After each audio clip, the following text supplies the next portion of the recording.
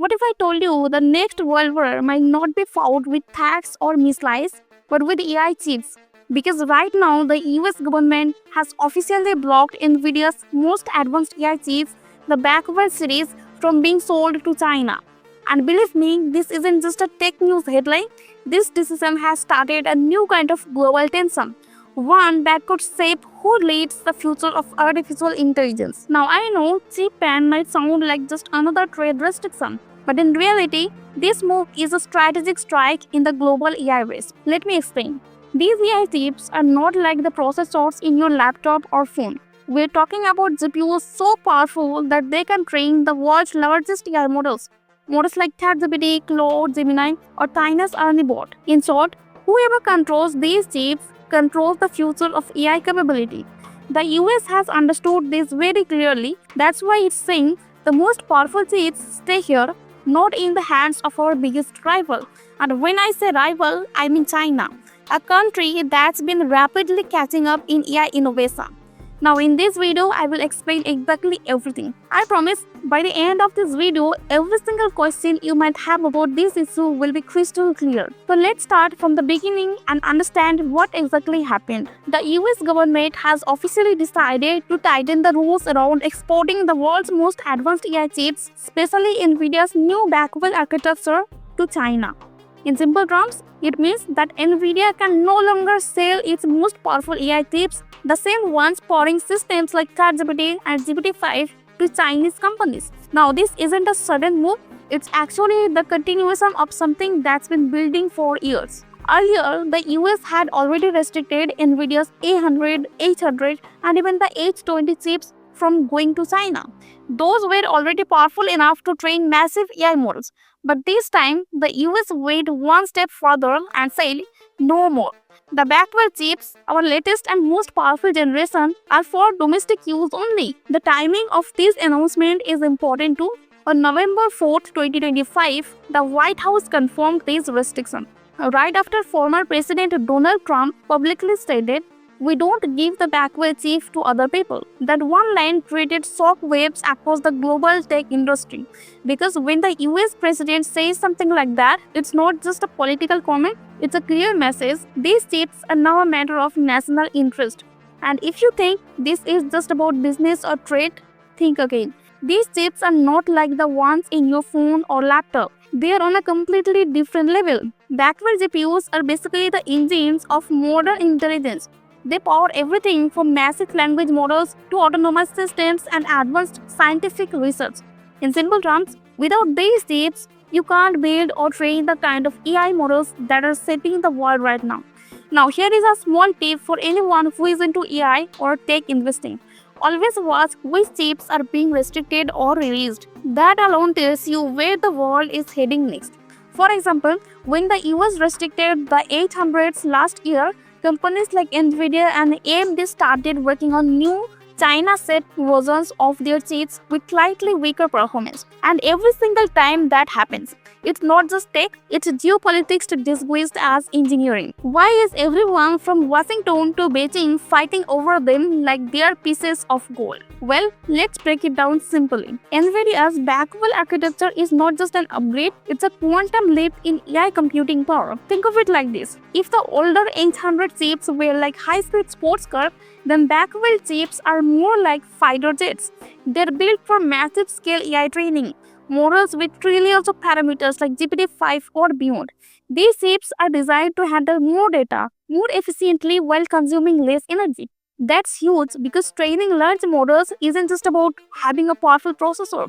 It's about managing thousands of these chips working together in perfect coordination. One chip alone isn't enough.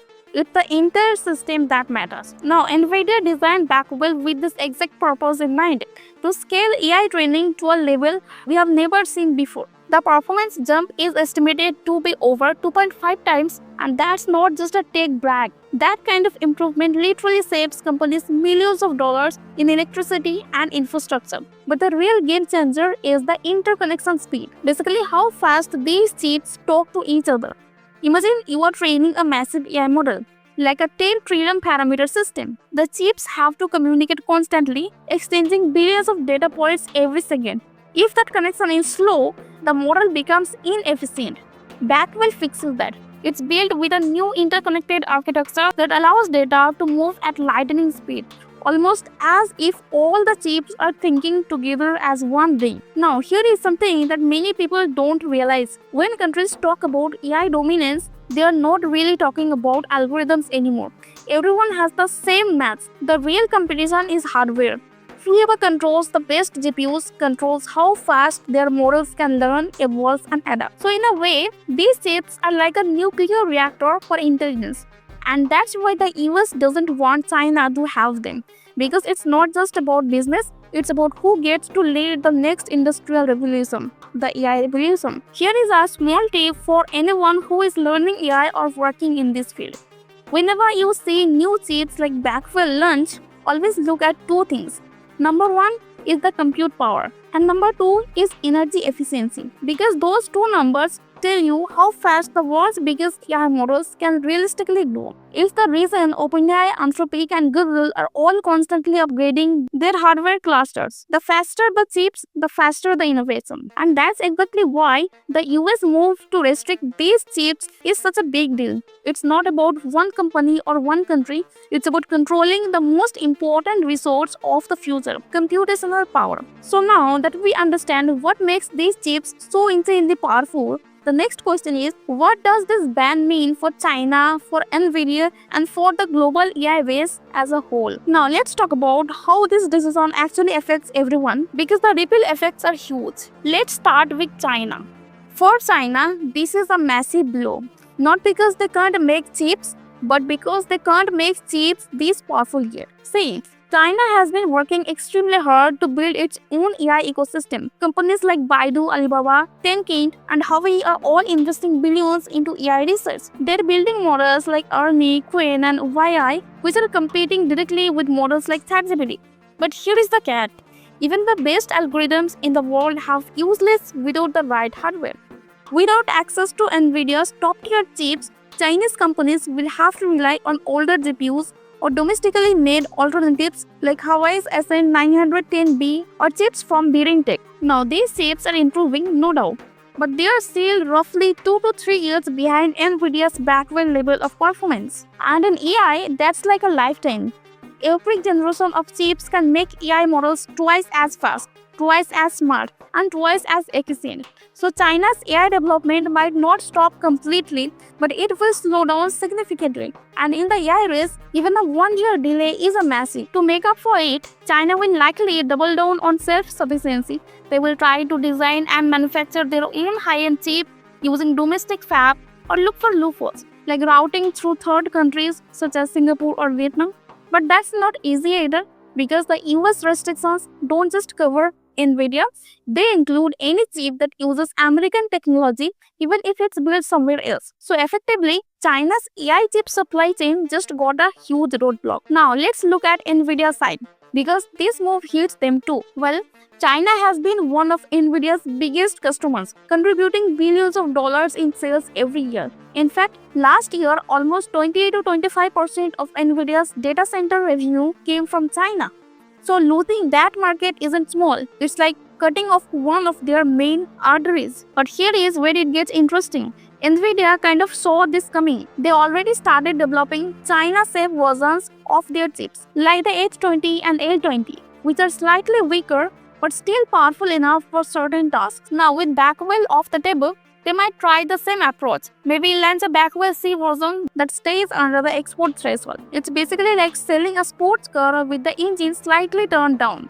Not as fast, but still valuable. From a static point of view, this helps Nvidia maintain presence in the Chinese market while still following US law. But make no mistake, the real demand, the high-end AI training chips, will stay in the US, and globally this move reshapes the entire AI power map. Right now, we're watching a kind of AI Cold War. On one side, you have the US and its allies building the most advanced models with access to the best chips and software ecosystems. On the other side, China is trying to catch up by building its own hardware and models, but without the top-tier compute. The gap will keep widening. However, there is a twist. And here is something people often overlook. When you block one path, innovation usually finds another. These restrictions might actually motivate China to accelerate its domestic chip industry faster than ever before. We might see a new wave of startups focused on semiconductor design or even alternative architectures like RISC-V or AI accelerators that don't rely on US tech. So while this ban slows things down in the short term, in the long run, it could push global innovation in new directions. And for the rest of the world, like India, Europe, or the Middle East, this creates an interesting opportunity. Countries that can position themselves as neutral AI hubs or build their own data centers could benefit massively. We're talking about the future where AI compute becomes as valuable as oil once was. So, if you are someone learning AI right now, here is a small tip. Pay attention to the countries investing in AI infrastructure because that's where the next generation of opportunity will be. In short, this isn't just about one company or one bank, it's about who control our hardware is slowly deciding the balance of power in the world. So now that we have seen how this chip restriction is changing the global balance, let's talk about what it actually means, not just for governments or companies, but for the future of AI itself and for us. Because here is the truth. Every major AI breakthrough you have seen in the past few years, from ChatGPT to Gemini to Claude, all of it has one thing in common: massive compute power. These models don't just think smarter, they are trained on enormous clusters of GPUs that cost billions of dollars to run. And whoever has access to those GPUs, whether it's OpenAI, Google, or government, ends up moving ahead faster. Now, with these new restrictions, the world is slowly splitting into two AI ecosystems. One led by the US and its allies, built on Nvidia, AMD, and OpenAI infrastructure, and another led by China, built on Hawaii, Green Tech, and domestically trained models. In simple terms, we are entering an AI bifurcation where both sides will evolve differently, train their own models, set their own rules, and maybe even create two completely different versions of the internet itself. One might focus more on freedom and open innovation, while the other focuses on control and national stability. And this divide could shape how technology feels, behaves, and even how it creates truth in the next decade. But here is the interesting part. While countries are fighting for control, individuals like you and me are entering the most opportunity-filled decade in history. Because as compute gets more restricted, software innovation becomes even more valuable. If you can't buy the world's best chips, you start optimizing the code, the training methods, the architecture, and that's where creativity shines. So if you are someone learning AI, programming, or even just exploring this field, don't get scared by the cheap words. Take it as motivation because the future of AI won't be built only by countries that own the chip. It will also be built by the people who know how to use them smartly. Think about it. Even the most powerful chip means nothing without someone creative enough to give it purpose. That's where you come in. So while the US-China tension might slow down some parts of AI development, it's also going to spark a wave of innovation.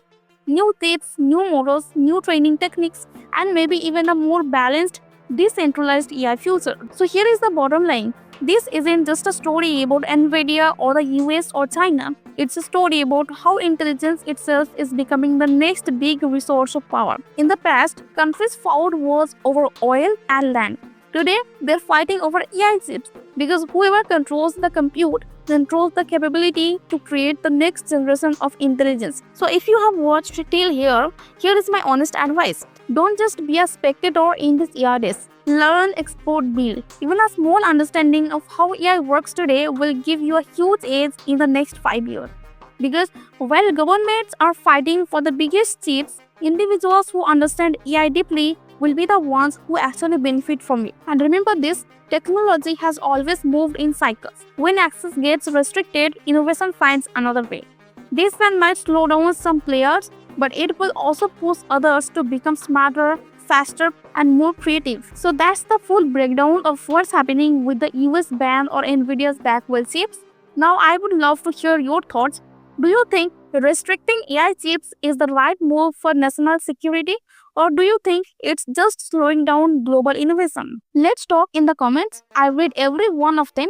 And hey, if you found this breakdown helpful and learned something new, make sure you hit the like and subscribe because I will keep bringing you more deep, understandable updates on everything happening in the world of AI without the jargon and with full clarity.